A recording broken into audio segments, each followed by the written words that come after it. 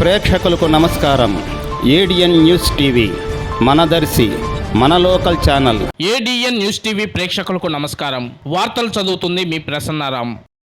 ఆదివారం సాయంత్రం దర్శి మండలంలోని చవటపాలెం, శామంతిపూడి గ్రామాలలో ఎలక్షన్ ప్రచార కార్యక్రమంలో పాల్గొన్న గొట్టిపాటి లక్ష్మికి ప్రజలు అడుగడుగునా బ్రహ్మరథం పడుతున్నారు. గొట్టిపాటి లక్ష్మి చవటపాలెం గ్రామంలో అడుగుపెట్టిన వెంటనే ప్రజలు పూలాభిషేకాలతో, డీజే బాక్సులతో, బాణాసంచాలతో ఘనంగా స్వాగతం పలికారు.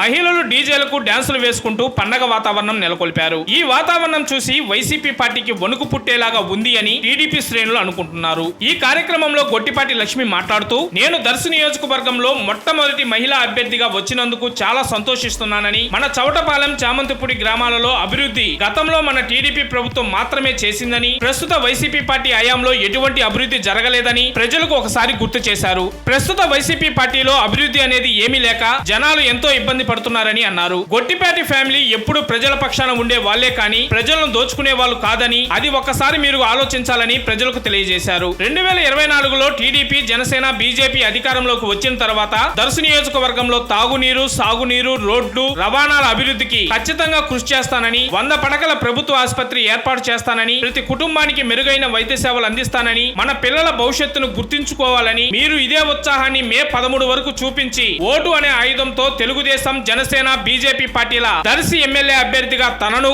ఎంపీ అభ్యర్థిగా మాగుంట శ్రీనివాసరెడ్డిని తమ అమూల్యమైన ఓటు వేసి గెలిపిస్తానని ఆశిస్తున్నానని గొట్టిపాటి లక్ష్మి అన్నారు. ఈ కార్యక్రమంలో మాజీ ఎమ్మెల్యే నార్పశెట్టి పాపారావు, దర్శి మండల అధ్యక్షుడు చిట్టి వెంకటేశ్వర్లు, కామిరెడ్డి వెలుగొండారెడ్డి, మారా శ్రీనివాసరెడ్డి తదితరులు పాల్గొన్నారు.